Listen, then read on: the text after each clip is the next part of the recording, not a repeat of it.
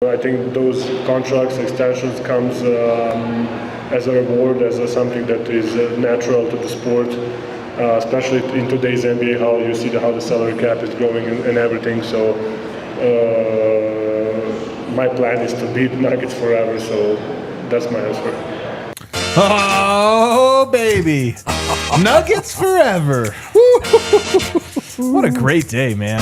What a great day. The start of forever today. What is, everybody? Welcome to the DNVR Nuggets Podcast. Let's go. Presented by Bet365. Use the code DNVR365 when you sign up. Choose your offer and find out why. Whatever the moment, it's never ordinary at Bet365. We are here in the Toyota Lounge. Today was Denver Nuggets Media Day.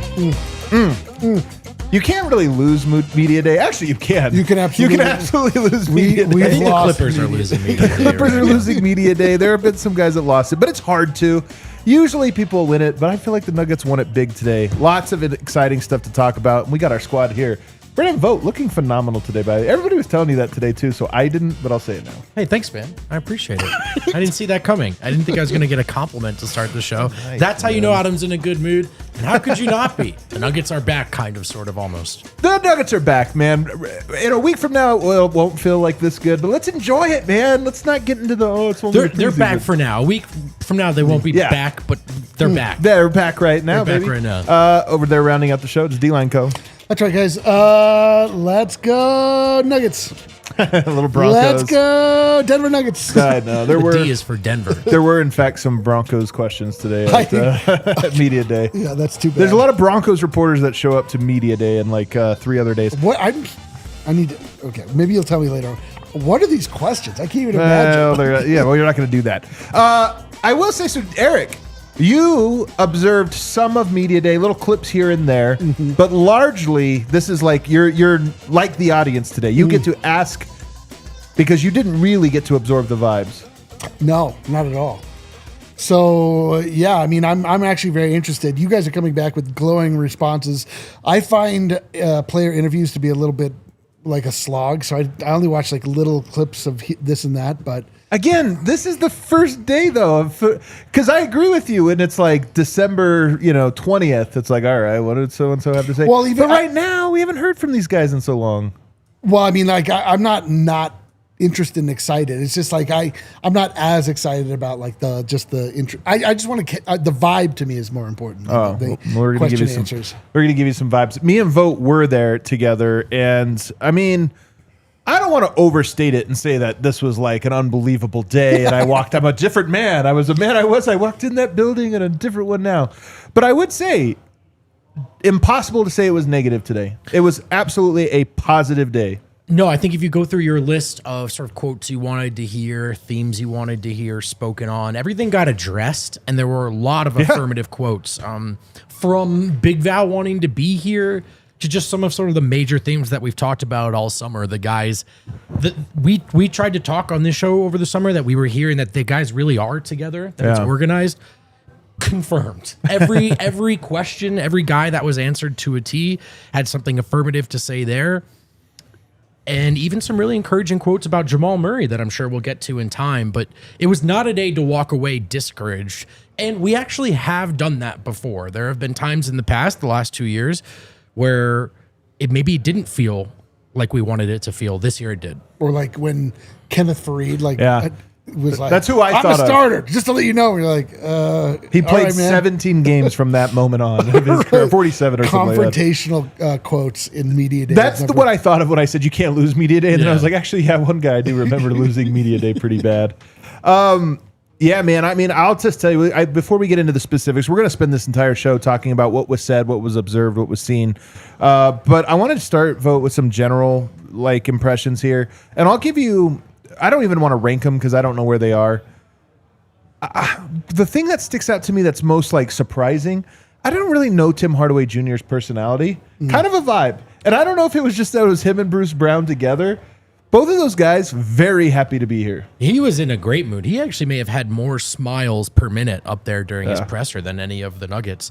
He seemed really excited to be here. I think when you're a player like Tim Hardaway is, a shooter, and a guy who has talked about enjoying the relocation aspect of the game, figuring out where to be and when and how to get open shots, this is the perfect confluence, right, of play style while competing. You know, you may have to take a bit off of your plate because you're in a role here on a minimum contract trying to win a title. But then also what's going on your plate is the greatest playmaker of all time trying to find you open on the perimeter.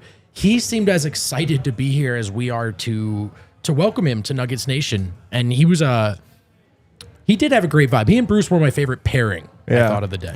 The pairings are so funny, man, because some people get their own, you know, like Jokic's on his own, Jamal's on his own. Some people get paired, and there were some funny ones today. Jonas and Julian Strawther. Thought that was very unfair to Julian Strawther. Like, Jonas Valančiūnas is one of the most interesting newcomers of the team, and Julian just basically had to sit there while everyone asked him questions.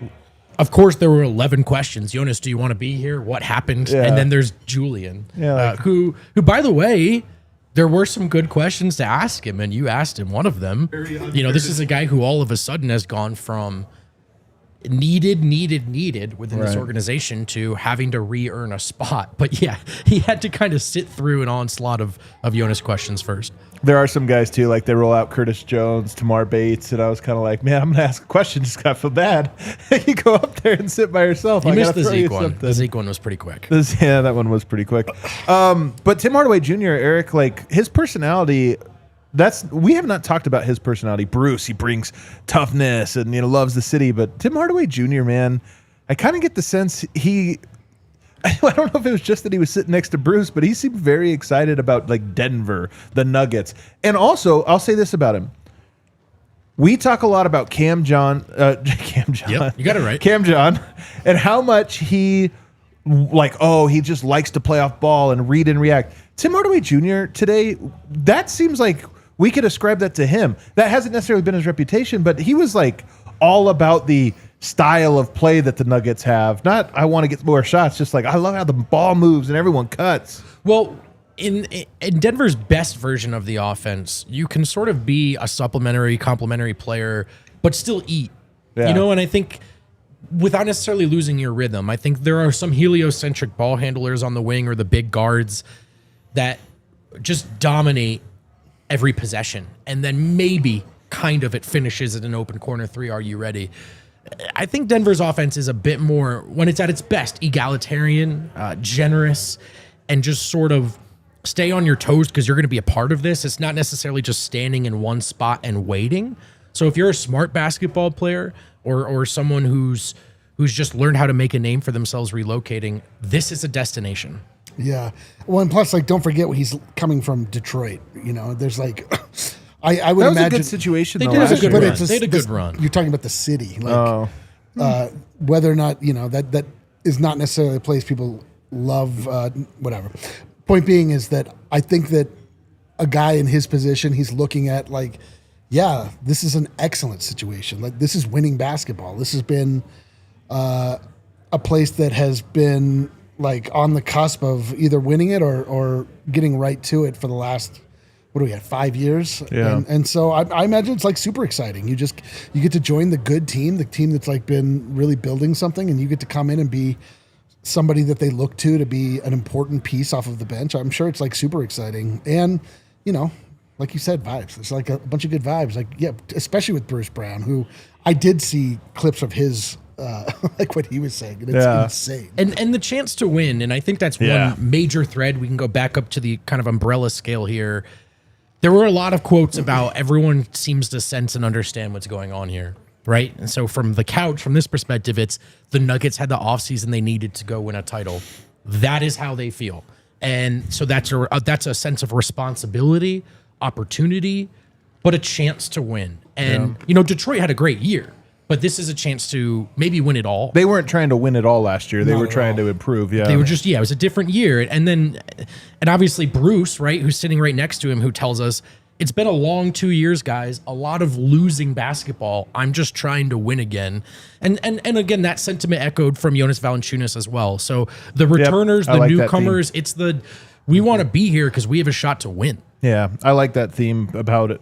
Valančiūnas, Tim Hardaway, Bruce, even Cameron Johnson, like all these guys have this sense of like, yeah, man, it's been a while since we could actually say we might win this year. Yep. So that is a newness. I think Jokic looked really good. We're going to get into specifics here in segments 2, 3, and 4 and go through some of the quotes, but I just big picture stuff here. I kind of was worried Jokic would look a little worse than he did. I thought he looked good. And he was in probably the best mood he's been in on media day in 8 years. You have to go all the way back to like 2017 or 18. I mean, all he didn't do was make a joke about breaking the microphone. Like, this was old little brother Jokic in a sense. Every answer was a joke, like in some way. Cracking jokes with us, cracking jokes about his teammates, or just answering a question thoughtfully.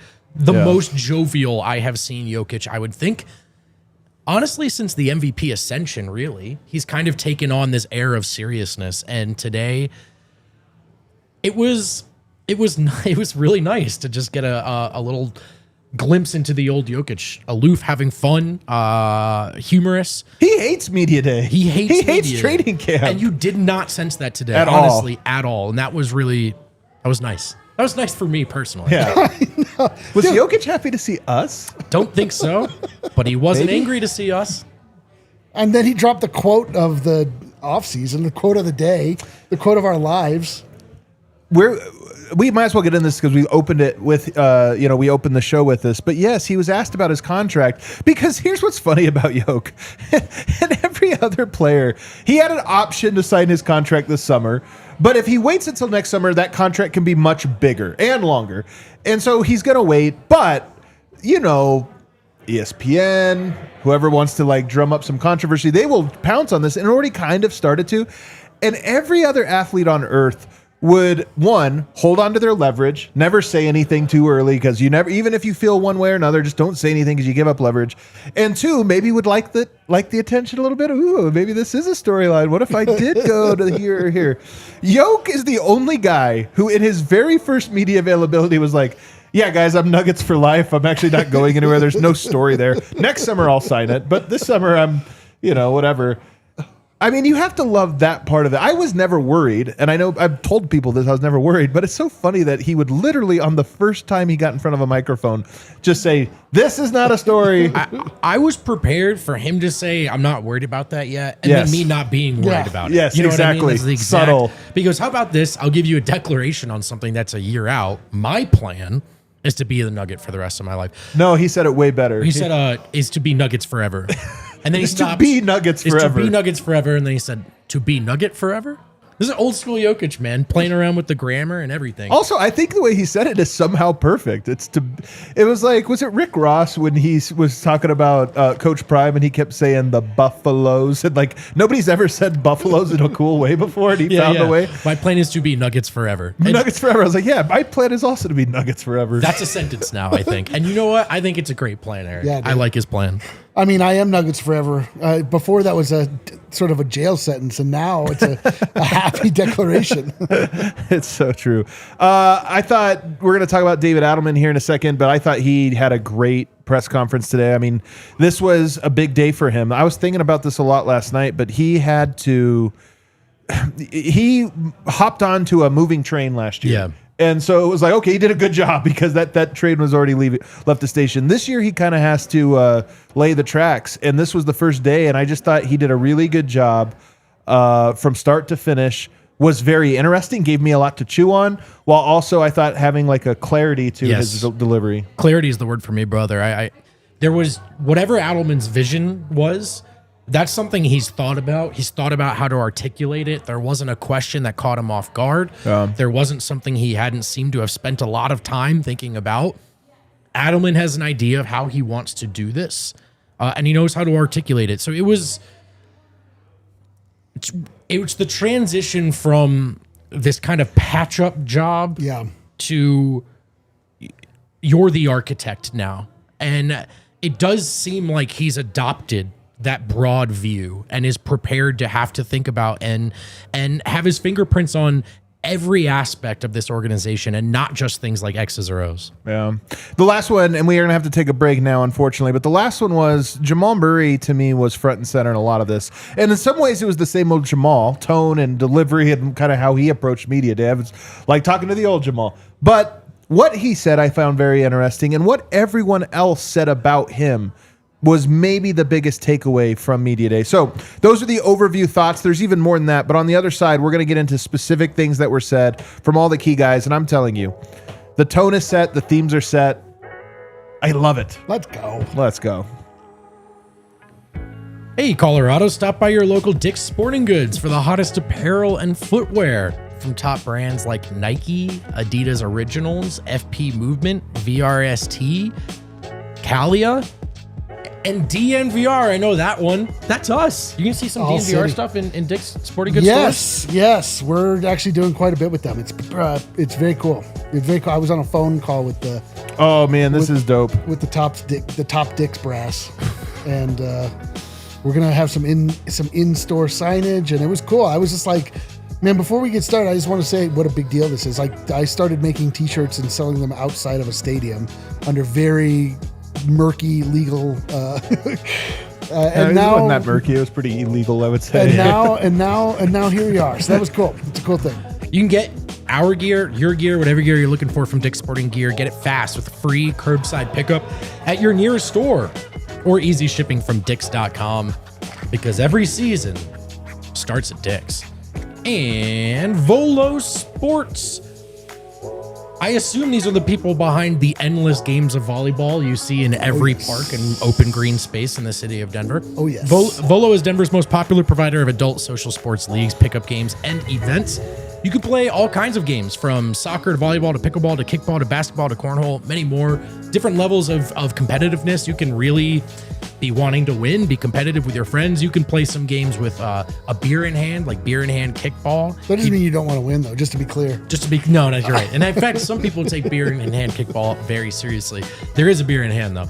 Playing with Volo is a great way to meet new people, make new friends, be social, get out, be active. That's built into our life for us when we're kids. Not so much when you're adults. Volo is trying to help. Players can sign up as a free agent, small group, or full team, and all ability levels and backgrounds are welcome to join. Use code DNVR10 and get $10 off any Denver Volo League. Alrighty, we are back here, segment 2. Make sure you throw us a like. If you're new to the show, we do this 5 times a week. We're going to San Diego tomorrow. Very early. We will be in San Diego for the entire week, plus the preseason game against the Timberwolves. We'll be doing a meetup on Friday as well as Saturday. Stay tuned for that. Let us know where we're going to go. We have to get there and actually find a place. So we have to go look at a place and be like, oh, that looks like a place I could see us hanging out. It's like on the beach. Probably somewhere. They got that little area there. I do plan on going to the beach at one point. Dude, we got to go to the beach. We should, I think for the Supporters Club content, we should film a video of us shirtless ripping cigs on the beach talking Nuggets. Dude, I want to play dogfight football.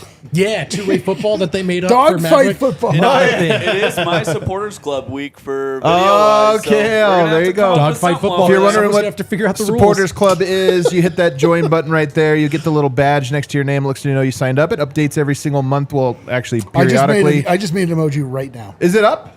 I don't have the access to that. You don't know how to do that? Did you put it somewhere where we can put it up? Because we can do that in the next break. Okay, I'll do it. We do have one new emoji coming up. We'll have some more Nuggets emojis Well, I'm trying to coming sort up. through It's brand new. which one's the. I mean, it. All right, it doesn't matter. We'll get to it in a second. Let's get into some of the details here, and I'm going to start with David Adelman. Okay. First quote I have for you, he says, it showed last year in the second rounds when we were detail-oriented, when we controlled the pace and wanted to, or Game 4 against the Clippers was a great example of that. He was talking about how at home you want to play fast, on the road you might want to slow it down, and he thought Game 4 was a good example of being on the road but controlling the tempo of that game, and it's what got them a win. But they did it because of the details. He's such a details guy. Says that's got to continue, and you don't have... you're not going to be able to do it unless you get that from the very start. I think details are going to be important with him. I mean, I do think that is kind of one of the themes that he is going to bring in, but I did think it was interesting that he talked about that as a bellwether for them last season. He felt like, and he had another quote about this later on about the defense, he felt like when they were good with the details, they won the games. but that so much was new last year that it was hard to master all the details. Again, I feel very adamant that this year is going to be, his leadership style is going to be about precision, detail.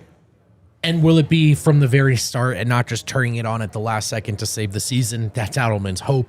That's the idea. And it is a sentiment shared from the extension of the coach on the floor. This is the best player. That's Nikola Jokic, who has used that exact same word many, many times to close his playoff run in including the press conferences. Including today, he used it again.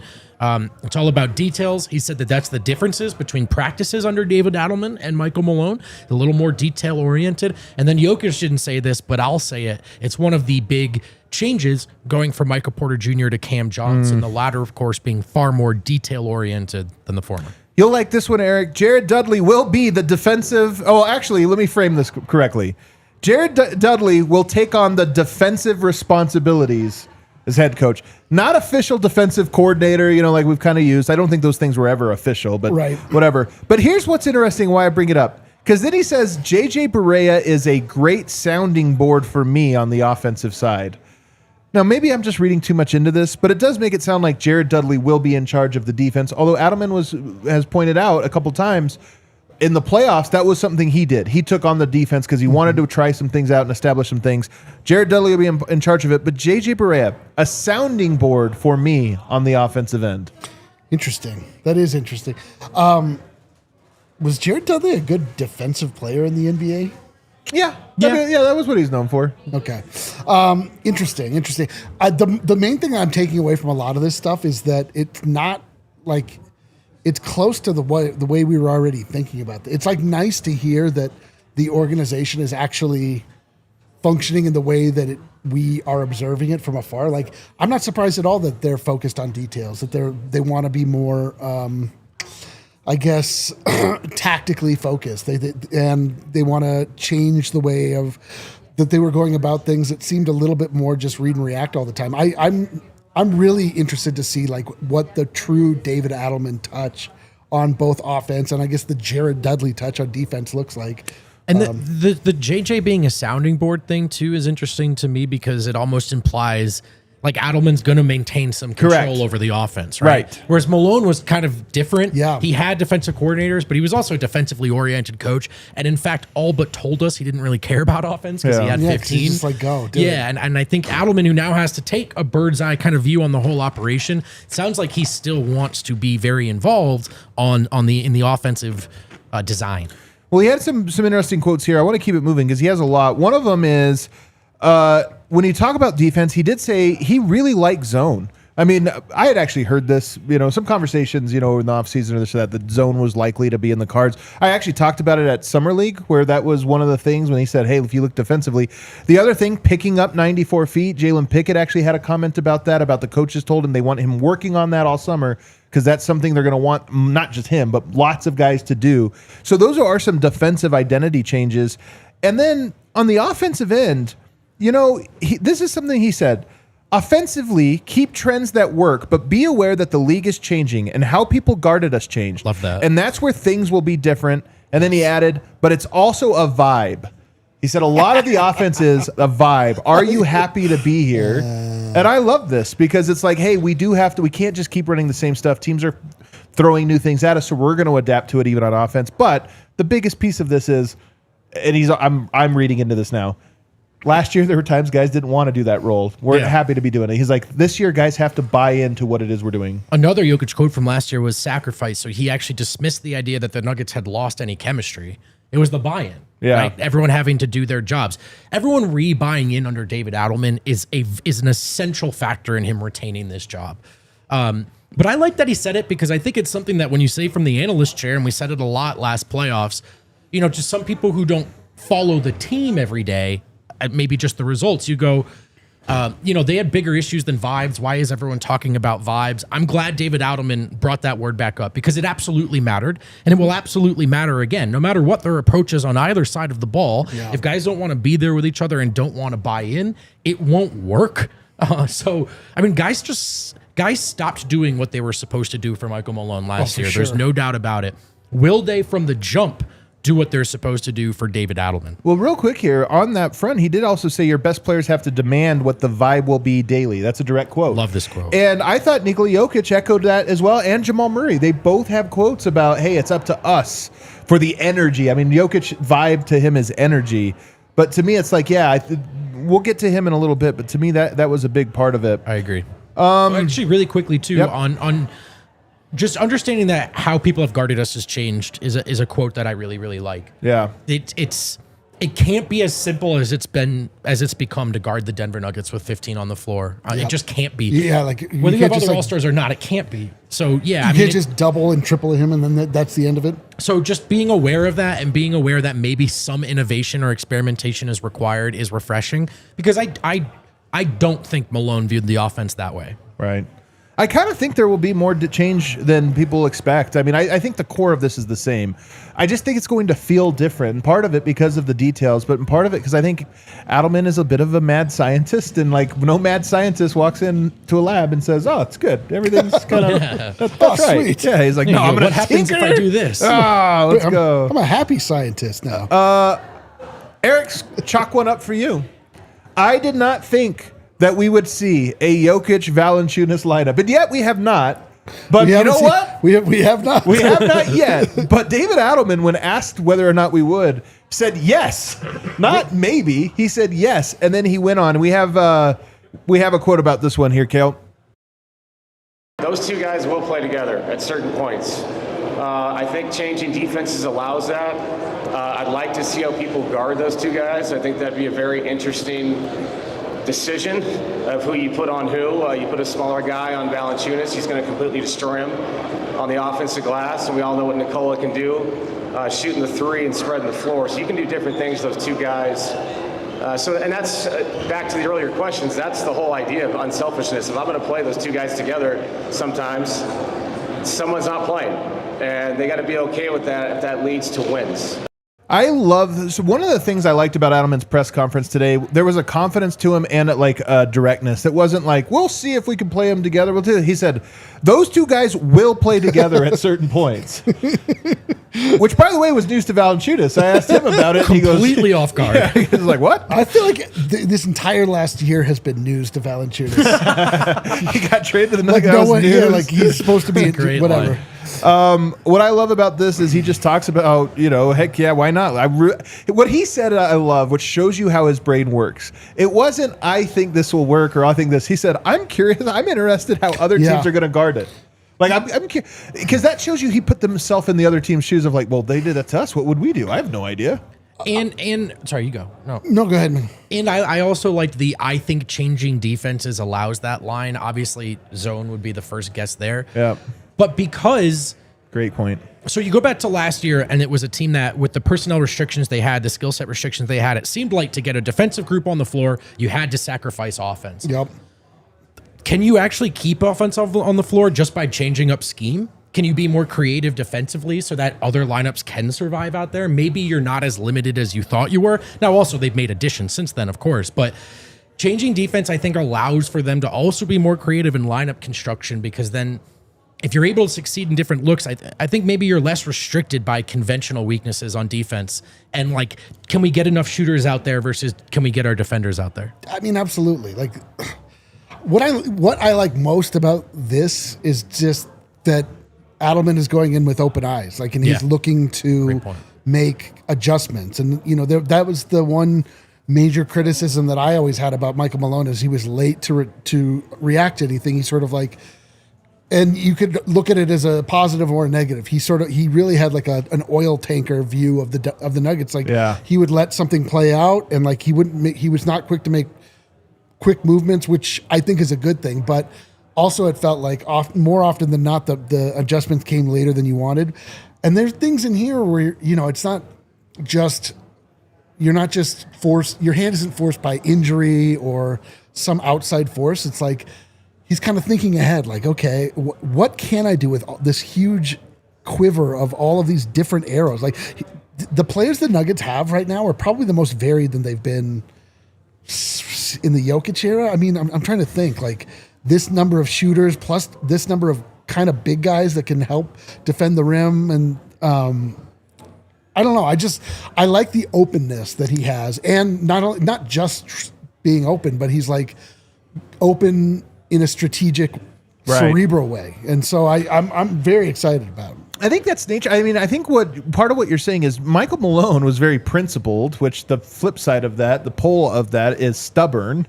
And I think that's kind of what you're getting at. He was very principled about this, how it be. And I think Adelman is a mad scientist. He's just like, I don't know, these ingredients, they provide for a lot of weird stuff. We're going to try it all. Yeah. But Big Val and Jokic, I'm not even kidding. Jokic and Big Val. Last year, Şengün and Steven Adams was kind of not a major story. It's a hipster storyline in the NBA where it was like, oh, they're trying something weird. Jokic and Big Val is that on literal steroids, like so much bigger. Wait, literal steroids? Well, I'm saying swell them up. Swell them up even bigger. Val bigger than Steven Adams. Yoke bigger than Şengün. Yes. It's like, you know what?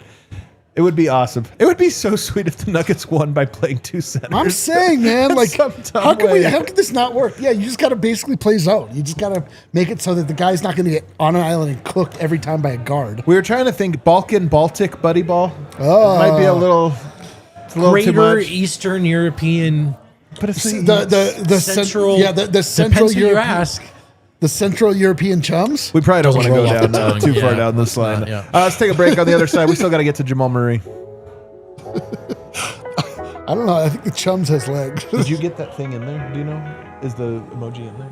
I don't know. No leak at the UC Health Practice Center court today. We can only assume that Ball Arena must have hired the pros at Red Hawk Roofing. I don't know if they actually hired them. Of course they do. You can see them on those broadcasts. They're an ad partner, as they are for us. There are good friends, actual friends, like hanging out with these guys a lot, and I love selling their product because I know that I can with confidence. There's no project too small for our guys at Red Hawk. They're your go-to for everything from minor repairs to a full roof replacement on your home or business. Loyalty, word of mouth, these things mean more to them than just cutting corners or stealing an extra dime or two out of your wallet. This is an industry where if you don't know what's going on, it can get away from you. Red Hawk Roofing they want you to know what's going on. They want you to feel like you can trust everything they're doing up there.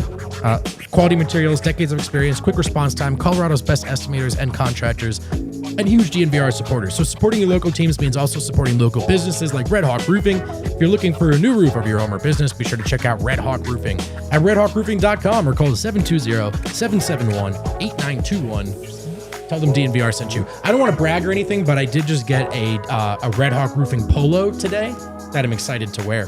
What? And I didn't have to pay anything for it. I'm bragging. I actually am bragging. I apologize. I know. I was about to say, what the H? Let's talk about an awesome product that our friends over at ENT Credit Union are offering to help Broncos fans make the most and credit unions make the most of the season. For those of you who don't know them, it's the largest credit union in Colorado, proudly serving communities all over the state. And they're also the official banking partner of the Denver Broncos. Their Broncos checking account is loaded with all kinds of perks. Every 15 swipes on your Broncos checking debit card enters you for the chance to win home game tickets, a Broncos debit card, and also a limited edition Bo Nix one is available now. No surprise fees and more. If you're ready to bank like a Bronco, head over to ent.com/DNVR. That's ent.com/DNVR to learn more. Insured by NCUA, membership required, account requires associated ENT Broncos debit card. Alrighty, we are back here, segment 3, and there should be a new emoji dropping any second here. 2 of them, right? 202 new emojis dropping any second. Nuggets themed ones. Another quote that we have, Jamal Murray was a big winner, and we've been talking about it.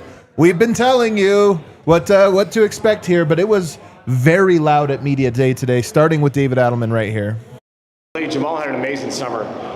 He looks good. I think mentally he's great. I give him so much credit in Los Angeles. The guys got together.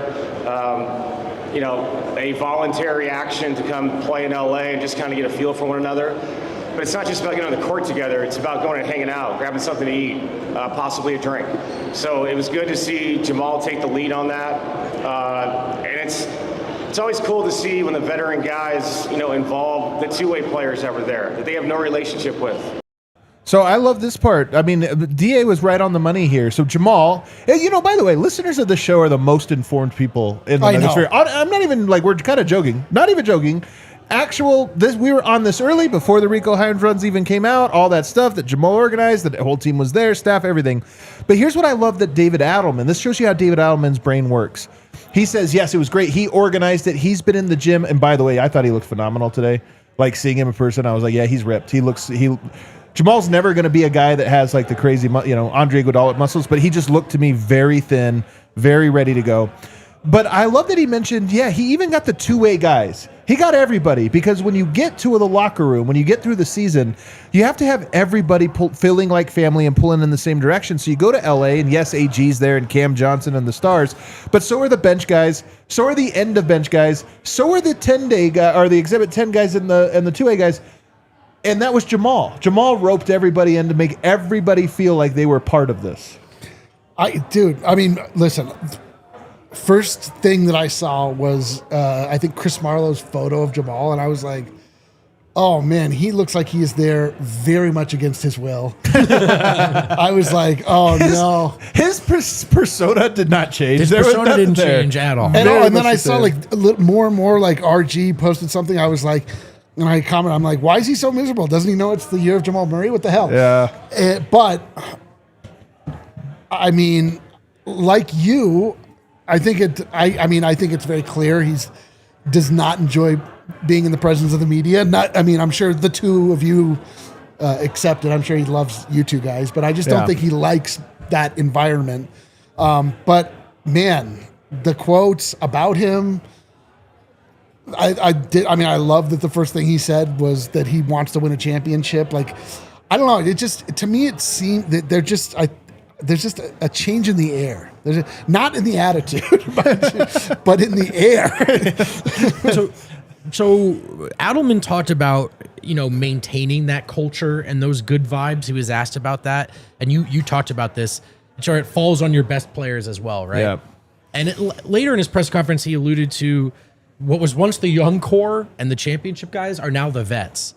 This is what we're talking about. Like Jamal Murray stepping into that role, not by default, but by being proactive, leading the charge and getting everyone together, making sure the two-way guys feel more involved. We know last year we heard from Jalen Pickett and Zeke Naji. It started for them as early as last year, where they felt like he was in their ear, a voice of reason and positivity and encouragement for them. And then obviously just the fact that he's in the gym as well.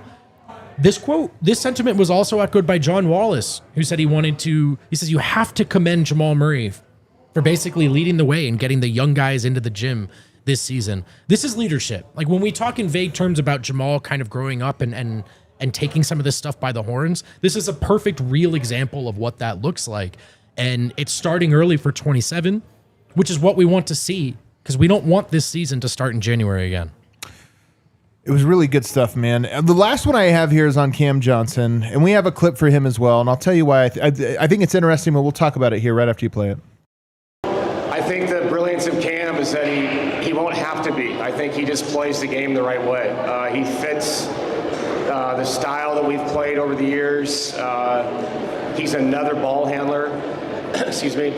I think in Brooklyn, they didn't win a lot of games, but he had the chance to put the ball in his hand a lot, where I thought in Phoenix, he was kind of a 2-dribble, 3-dribble max guy, and for good reason. I mean, Devin Booker, Chris Paul, that team was incredible. So the Brooklyn experience for him, I think, worked out, and it worked out for us because we get a guy. We talk about player development. Sometimes player development happens in games and different teams you play for in different seasons. Cam's an exciting, add. He's just such a high IQ basketball player. I love this one because this is something we've talked about, but he said it even better than we did. He says, I think it worked out for him, and I think it worked out for us that he was in Brooklyn last year getting to do that, because that was player development. So we are getting this version of him that is unlike any other previous version of him. He was a 2 or 3 dribble guy. You kind of wonder, now that you come to Denver, are you back to being a 2 or 3 dribble max guy or not? And he's kind of saying, no, that gives us another ball handler. We want him to be like Brooklyn, but now just in our system. And I think that it was nice to hear him put it so succinctly. Yeah, he spent time in the E-League, the Eastern Conference, where he's able to develop his skill without, the pressures of without the battery. crushing pressure of attention or anybody noticing. No, I think it's awesome. Like the Cam John. Yeah, thank you, man. Get it together. How dare you say his name? Was impressive. He was plucky, interesting, frisky Phoenix, it was like, oh man, these young guys are kind of coming up, like had a little bit like Peyton Watson, Julian Strawther, maybe elevated from that. And then when he got traded to Brooklyn, obviously he just like fell off of the map as far as anybody paying attention, but he got to be the number one guy. And so he sort of got to exercise these two different sides of his personality. And I do love, like, now he's coming back having had the position that, I think Michael Porter Jr. has craved, like wanting to be the guy, seeing like that doesn't necessarily lead to the destination you want it to all the time, gets to come and be part of a larger ecosystem, and plus just being a smart guy to begin with. I love that no one can talk about Cam John without talking about how smart he is. I hope that that's me someday. Like, they're like, Eric, what a cerebral designer, dude. Cerebral. Absolutely cerebral designer. That's already how I talk about it. I've not heard that even once. I say it a lot, so keep your ears open. But I'm getting hyped. You know what? I'm getting hyped. I'm getting ready because everybody's saying the right things, but they're not the right things. Like, they're not placating everybody. They're just saying the things you're like, yes. Where was that? Yes, that's awesome. Point for you is all I was going to say on that one. You've been talking about it all summer. So the last thing that I think was big from Adelman here, and this is a huge theme. We talk about the bench, I feel, and we did for most of the summer, although we waited outside this, about, it's probably Bruce and Peyton and Tim Hardaway Jr. and Val, and then a stagger, right? We kind of almost feel it. He said one of the biggest challenges of camp, just trying to figure out what the right group is with that second unit. A next layer to that, which starter can flow in with that group. Oh. So he wasn't just it's Murray and four guys, and we know what four it is, but it was we have to figure out, we have all these players and it's great, but it's not even about who are the best four. It's what four makes sense and who is the starter that comes. Is it Jokic? Is it Murray? Is it Cam Johnson? Is it AG? He didn't really say CB. I think he said those four guys when he was listing off options. But to me, that is both a cool thing, that it might not be a true different rotation this year, but also I do think he is trying to tell people this is the challenge. We don't know. Our bench has a lot of talent, but it might take us a while to figure out exactly the best combination of that talent. Sounds like a good problem to have, guys. I like the idea that it's not already, it's going to be Jamal and those four guys, and we know. To Eric, I think you made one of the best points of the show so far, which is that it's the open-mindedness. That, like, I think Adelman has considered everything we've talked about, but he doesn't feel a need right now to just say definitively this is the way it's going to be. Hold it lightly in the palm of your hand, David. There's something like actually really like... There's like the guy that comes in and is like gruff and like lets you know he's in charge. And then there's the guy that kind of like actually is in charge, like the David Adelman type that's like doesn't come in, doesn't need to make a show of it. He's showing that he's not intimidated by the position, but also that he's thought about this his entire life. He's not afraid for challenges to come his way. He can be malleable and like find the best direction. Like that in many instances, you have situations where somebody, like there's the brain trip, the guy that comes up with it that needs to see it all the way through. But more often than not, when human endeavors, it coming to like just reading and reacting in life is actually like a very valuable skill that not everybody has. Yeah. Let's move on to Jamal Murray here. He did talk about how this summer he is more rested. We talk about Jamal, everybody say good things about him. There's clearly this or that. He's asked, did he do anything different this summer? No, absolutely not. In fact, he rested more than usual. Yeah, I went to UFC one time. Yeah, and so it's kind of funny where and he was deliberately so. When people ask him, be like, no, why? Why do you ask? What do you mean? Like there's still a little bit of that to him. But here's one thing that I do think was markedly different. He has this quote. He says, on the court, and we're speaking about him and Nikola Jokic, on the court, we have such a special connection, looking at each other without talking, reading each other's emotions and the game without even talking. Our next step is just leading the team and being more communicative together. This was echoed also by Nikola Jokic, as we'll get to in a bit. But Jamal Murray and Jokic, and I didn't think of this until Jokic actually brought it up. DeAndre's gone. He was older than Jokic. Russell Westbrook's gone. He was older than Jokic. Vlatko Čančar was a vet player, right? The guys they lost were vets. Jokic looks around the locker room right now, and who's older than him? Murray looks around the locker room and goes, who's older than me? They're sneakily the oldest guys there, and I think both of them kind of have this idea of, I think it was probably their job last year. They took it on to some degree. But this year, it's like there's not even a DeAndre to rally everyone around. You are the veterans. You are the champions. You are the ones who know why it has worked and why it hasn't worked. And that's Adelman's challenge, and also something he's empowered them to do starting last year, which is you guys figure it out, right? You guys make sure the team is listening to me and listening to you and understands the opportunity at hand. I think one term David Adelman uses, don't go into your shell. So I really, really like this quote paired with what we heard about Jamal's approach to the summer. It does seem like the leadership veteran aspect of this is something he wants to grab by the horns right now. Yes. And that is one of those media day developments that is something worth keeping an eye on. I'm buying. I'm telling you, I was saying this a month ago. I've just been hearing good things about Jamal, but seeing today, hearing everybody rave about him. And then, like I said, man, he just looks good. He did not look good. And here's the biggest contrast. There was, I don't remember if it was last year or the year before, I talked about how Murray showed up to media day, did his thing, and then bounced. Did not do all of the extra things he was supposed to do, like the photos, because that day you have to kind of do all your Getty photos and everything else. Talked last year where he talked about, are you going to be an all-star this year? He said, well, you guys know what I do in the playoffs. So the playoffs comes by, I'll be ready, but not then. Today, I'm just focused on having a really great November. You know, that's my thing. That's my biggest thing, having a great November. So I think we just start there, and I think we'll get off to a great start. It's a great quote from Jamal Murray. I love the way you set it up. He will say it. You guys know, just wait for it. And what the fans have been saying back is we don't want to wait. We done been waiting. Can we see it from the jump? I do want to only humorously point out that the season starts in October. He might have a rough October. But the sentiment of the quote is lovely. And that part is really encouraging, and that it came in a question about, do you want to be an all-star this season? Yes. And he said, of course, yes, but. And this is what we want to hear from Murray. And hey, I'll say it in case you're rolling your eyes. It's just the talk. They've got to walk the walk. Yeah. But it's better to hear the talk than not. Smiling through it all. I can't believe this is my life. Jamal Murray coming in early, declaring that he has early season goals. Yeah, exactly. See, it sounds so simple, Wow. but the way you said You're it is right. He has early season goals, because literally last year he was asked about early season goals. He said no. He's like, why we end season goals? He's like, why are we talking about early season stuff? Why are we talking about early stuff? Yeah, dude. Wild, man. I don't. Everything seems possible. That's the whole point of media, right? Yes. This is like the spring from which hope does spring from, like the day. Yeah. Eternal. This is the eternal hope spring that we're all drinking from. But this does, in many ways, feel different, because this is different. Like, did anybody?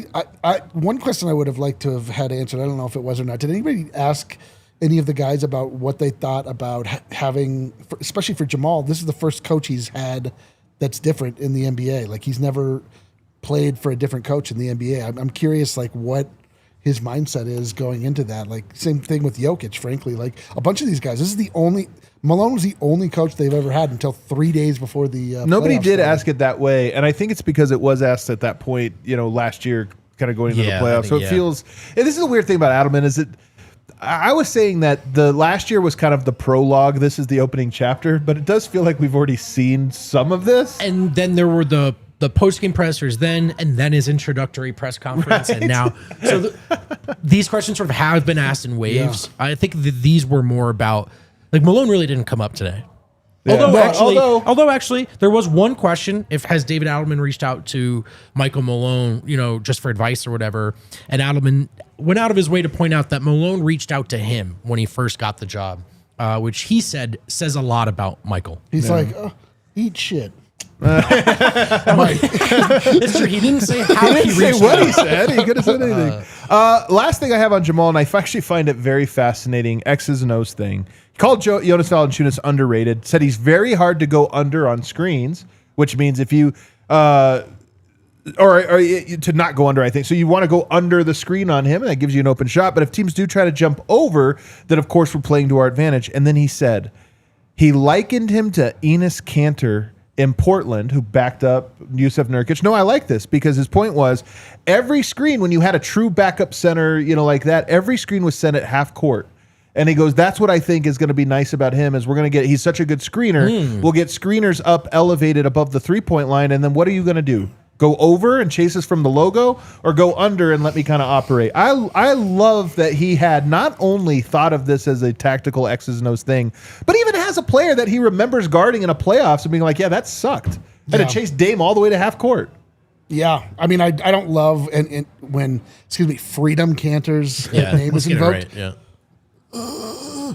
Take a look. freaking look at this, please. Sitting on the desk, Just like he gave his camera to someone else. And is sitting. That was so lame. That was the single dorkiest moment of the NBA. And then everybody was like, It's also one of the funniest uses of freaking instead of the F word of all time. Take a freaking look. Yeah. I mean, it's beautiful. Like everything I want to hear is being said. Everything. Yeah, I agree. Let's go to Jokic.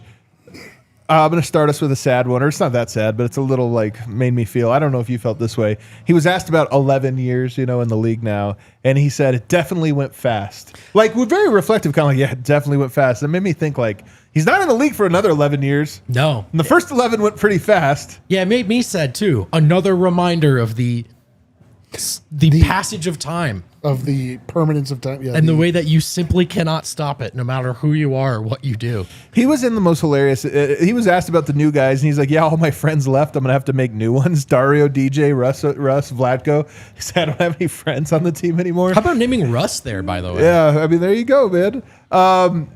He did talk about the energy, which I think is his word for vibes. The energy really drives the team. We have Bruce back. We need to save his career again. Unbelievable joke that only Adam caught live. Literally only person in the room that laughed. You know the moment when somebody tells a joke only you caught and you're just cracking up laughing? I thought everyone would erupt in laughter, so I let out a big one, and I was the only guy. Everyone's looking at Adam like, why is he laughing? And I was like, he just said we have to save Bruce's career for the second time. That's a great line. It was genuinely like one of those like record scratch moments where everyone turned to look at Adam.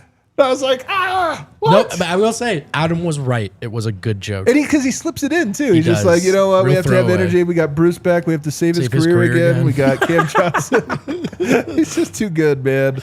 I asked, what was the most important thing this team needs?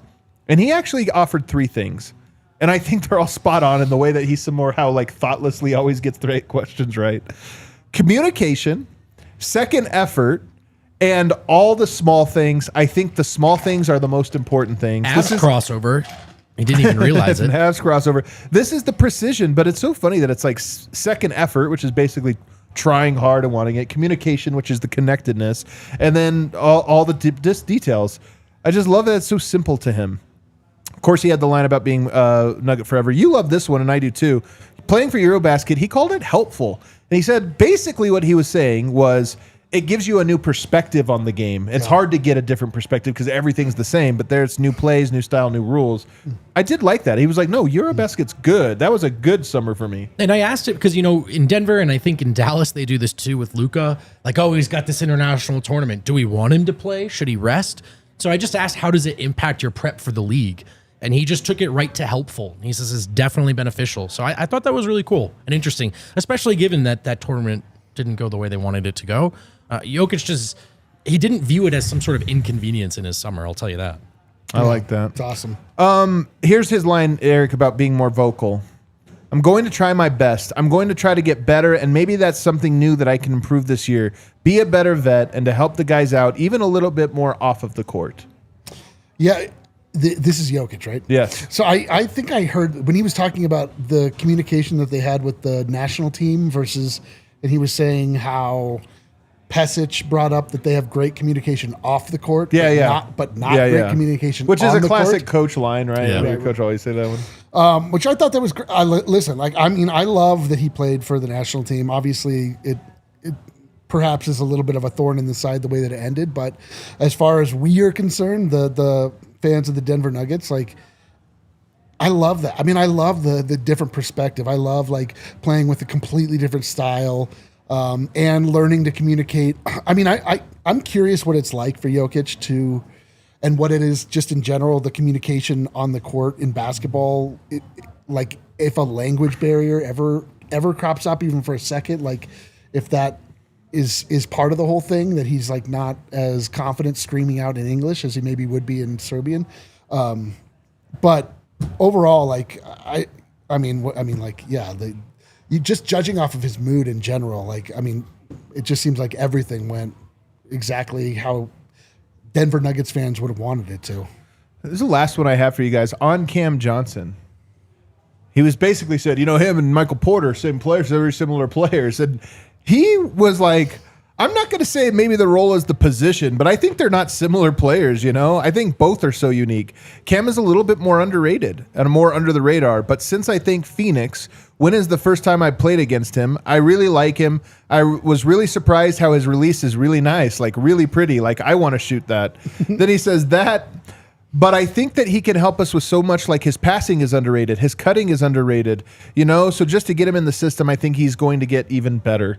I just find it funny because Jokic never means anything. I don't think like this, but everyone's like, they're kind of the same skill set guy, and then this, right. And Jokic's kind of like, I don't really see him similar at all. Right, completely different guys. Yeah, which is good and respectful. It'd be if he's like, yeah, same dude. Yeah, same exact person. Just swap them in, swap them out. It's like just a freaking guy out there. And also, like, it was a question that he could easily gotten out of because it was like, they're similar guys, but what does he bring to the team? Mm-hmm. And he was like, no.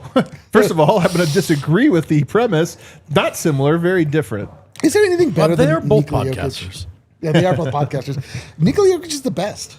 He's the best. He really is. Today was one of those, Jokic rules days. Yeah, and I'm going to be honest. Like, after, Jokic is amazing, but 4 years into the kind of not finding joy in anything bit, after a while, you're like, all right, I got to work hard for this question, man. But it was nice to see Jokic smiling, man. We're joking. Did he just hate Michael Porter? We're kidding. We're not starting a rumor. He was in such a good mood today, man, and just joking all the way to the part where somebody asked him about his body at the end, and he's like, "Oh, I'm old, blah blah blah." They're like, "But really?" And he's like, "No, I feel good. My body feels good. I'm fine." Let's go to Cam John here. His goal is to play 77 plus. By the way, there's some guys. There's two types of guys. The ones that'll tell you how many games you want to play, all of them, as many as I can, blah, blah. Then there's some that have an actual hard number that's kind of funny. 77 plus. It's like he thought about this. He's like, I'm going to rest 5 days this year. He circled back to that to say, let me clarify. I do want to play all 82. I just figured I should give myself some. He's like, I've got a couple birthday parties. Eric, I'm going to work hard for you, man. I'm going to give you 96%. I do want to say 4% just for my own pacing. Got my own stuff going on, man. I'm really glad it's a stated target, though. I mean, the question was about him only playing 57 games in Brooklyn. And if you look at his career, Cam Johnson is not an Iron Man in the NBA. And it's one decided drop off from Mike to Cam, and I think Cam brings a lot that Mike did not. But it's one actual drop off, ironically. But so how different is it going from Brooklyn to Denver? Are you going to play through pain some nights because it's not playing in the Eastern Conference? Not 5 days. But I'm just glad it's a goal of his because I think it's one thing he needs to do that he hasn't done yet in the NBA. See, I actually like that level of candor and self-reflection. Like that's like I've thought about there's just like the hard of course, what? And then there's a guy that's like really thought about it. He's like, I've noticed that. And Cam, he was like 77 games. Such a cerebral player. Yeah. such a cerebral podcast. Good way to frame he factored in that there could be an 83rd game, so it really could be 6 games. Like he factored that in. But I mean, point being, like that's a thoughtful answer. You know what I mean? Like that's actually like he's given thought to this. So. Yeah, it's great. He did say, I had this quote I love that kind of almost slipped, but I thought Cam was actually less interesting than I thought he was going to be today. Yeah, he was pretty quick. Well, we've heard from Cam already too. Yeah. So that's different. I pride myself on being able to do a lot of things on the court. My specific role has evolved multiple times and it'll evolve again. It's all about contributing to winning. And what I liked about that answer was they were talking about, well, it'll be an adjustment, right? Will it be an adjustment in Denver? And he's like, my talent is adjustment. That's what I do. I adjust to the role. Which is incredible. It's incredible. You talk about, with Nikola Jokic being the fulcrum of everything that's going on, like you want guys that are able to change and adjust the same way that he does. Like if he's reading the court, reading the defense, he's adjusting to what he sees. To have somebody that thinks of their game in the same fashion is just like, my God, can we start this season already? Like, what are we doing? We're going to go long today, guys, so you can go ahead and head to overtime. On the internet. Overtime on the internet to catch the extra here. World Wide Web. Last thing I have from Cam Johnson here that I really like. Did you have the clip, Kale? No. No, not this one. He says the biggest, I sent it to him super late. It was on me. The biggest thing about last season in Brooklyn is I was kind of put in position to read. I love how he frames this because we say, handle the ball more, be more aggressive. He says, I was put in position to read a lot of the game in different ways than I had in the past. Because that's really the difference. Yep. How do you read the game when you're the lead guy? Yep. Then he talks about, you guys know, obviously, I read the game off ball when I was in Phoenix, this or that. He says, but this year I get to combine it. And so it echoes what David Adelman said about him. And I just love that he's like, yeah, man, last year I got to read the game from a different role, and that will help me this year. Yeah, I mean, he got actually to do something that Mike never has and is seeking to do in Brooklyn, which is go from corner guy to ball in hands. Defense knows you're trying to make a read, and can you make it? Can you make the right one? It's beneficial to him. I mean, look, it's going to shrink again this year. We want there to be some like in between game, like it's not all catch and shoot. Beat someone off the dribble, make a play for a teammate. We expect he will do that. It is going to reduce again, right? There's going to be more time in the corner, but when he has to, it's right in a playoff setting. Even maybe it's not something he's never seen before. It's something he has confidence in, and that's a word he used a couple times today. Like when you are really prepared for a game plan, when you really understand the coverage you're going up against, you can step into any situation with confidence. That's why you see Jeremy Grant did what he did ultimately. Like guys want to see, can I get better when the defense knows the ball is in my hands and 15's not on the floor? Cam did get better. Now, how does he kind of stuff that back into a smaller role? Tim Hardaway and Bruce Brown. You got some notes here. Yeah, kind of speed run you guys a bit through these as we're going super long. But we heard from Tim Hardaway Jr. and Bruce Brown together, which was a great pairing. And I asked Bruce when it clicked for him that he wanted to be a Nugget again, if it ever left him. And he said, I was only in Indiana for about 3 months. And then when I got traded to Toronto, and it was really clear that we were just going in different directions, him and the organization. So he said he knew pretty much right away when he got to Toronto that he wanted to get back to Denver. In fact, he said he was pretty sure he was on a flight to Denver when he got the call that they wanted him.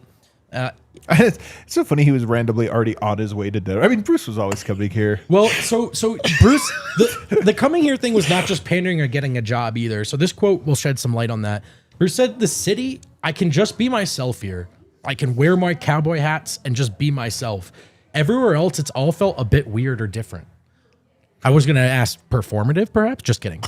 Weird or different. And in Denver, it just feels like it makes sense. So for Bruce, this is not just a basketball thing. He freaking loves Denver, Denver, human man. Being, he feels more comfortable in his skin in the city of Denver. And then my last quote from Bruce, I told you guys this earlier. I'm just happy to be back in Denver, man. It was a long 2 years, a lot of losing basketball. I'm trying to win again.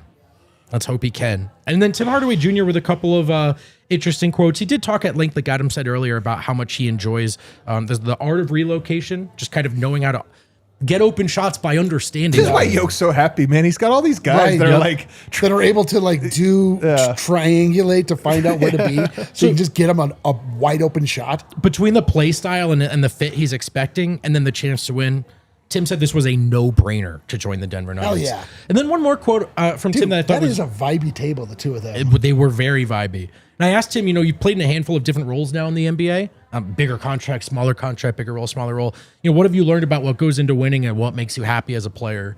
And he said the players who pick up on a coach's play style the quickest are the ones who get to play.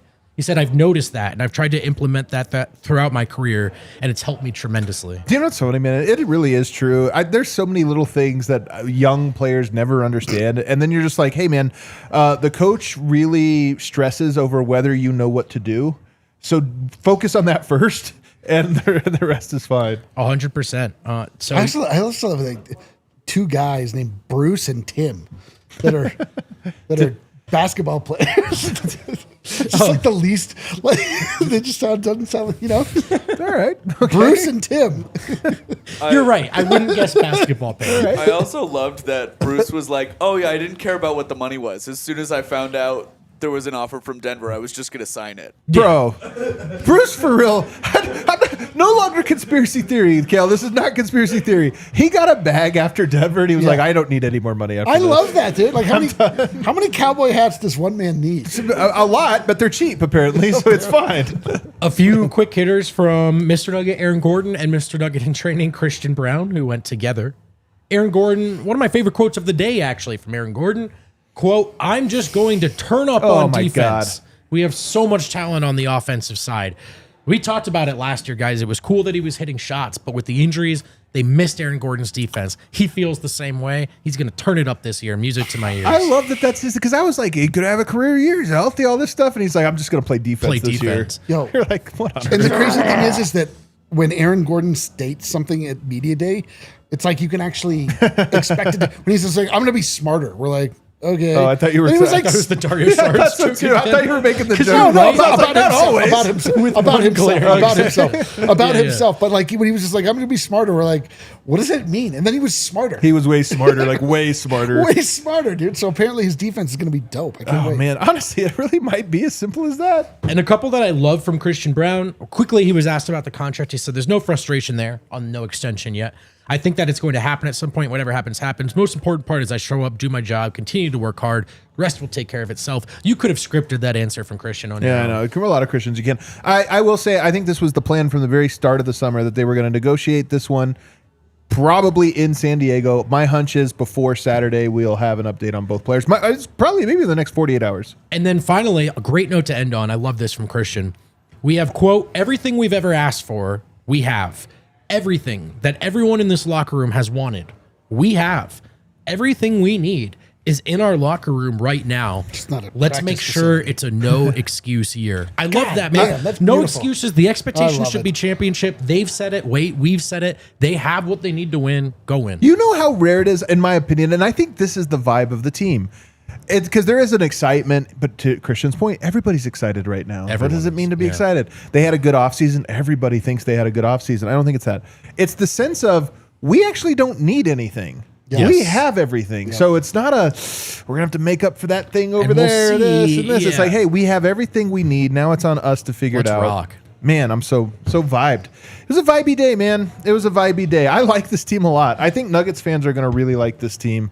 I just think that there's so many storylines and interesting personalities. Tim Hardaway Jr., personality stock up. Found him to be very compelling. Bruce Brown somehow even outdid himself in terms of his effusion of praise. Bruce Brown feels like Chet GPT wrote that. He really does. We're just like ChatGPT. the prompt was say everything that Nuggets fans would have an absolute aneurysm while listening to. It is weird that I knew he loved Denver, and I was like, I think I underrated how much he loves Denver. I know, dude. You're like, calm down. It's not that good. Jeez. Yeah, yeah. Also, you just thought There's a lot of problems here, man. It's funnier the story of him in the plane though, because you think it was him telling his agent, "I want to go to Denver," but instead he was like, "I just happened to be on a plane to Denver actually."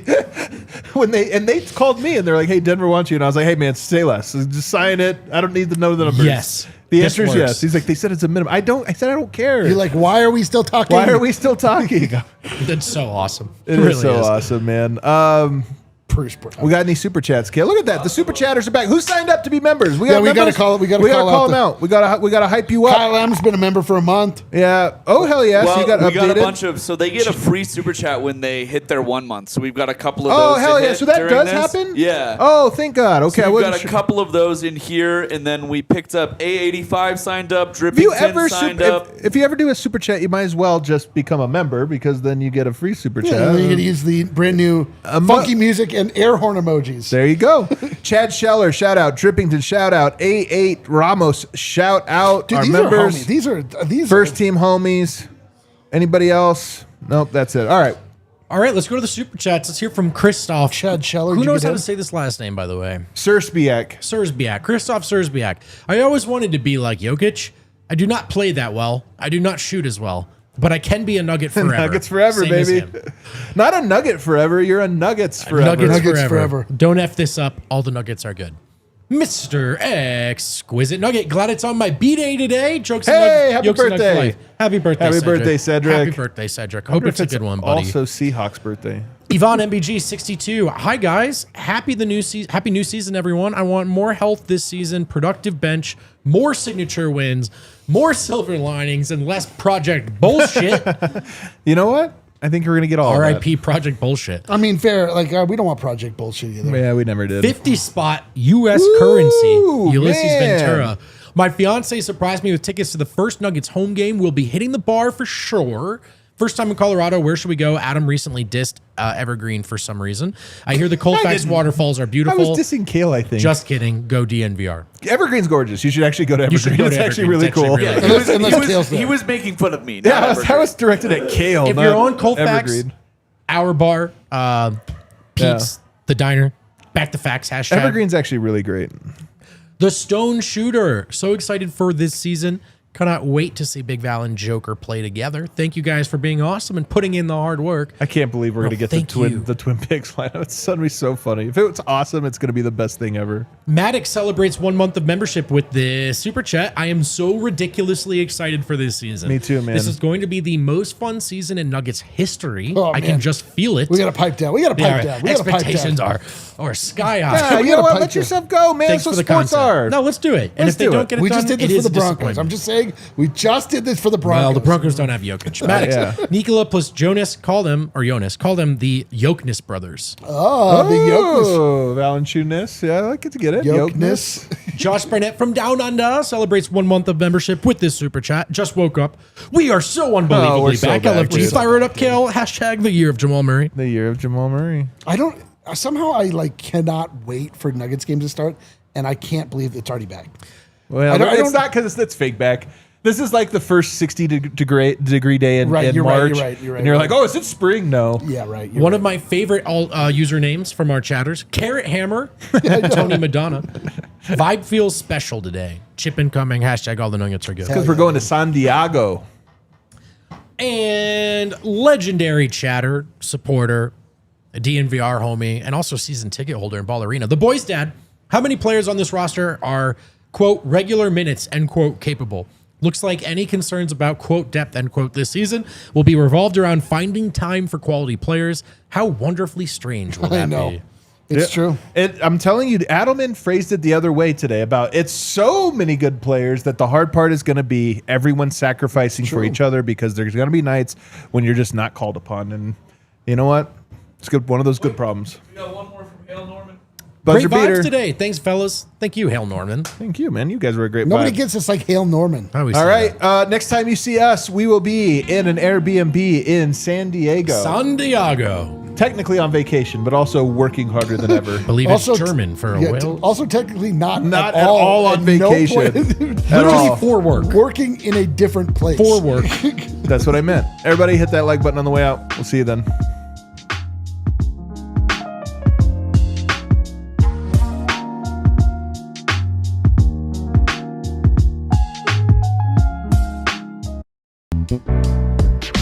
We all silly like the mayor.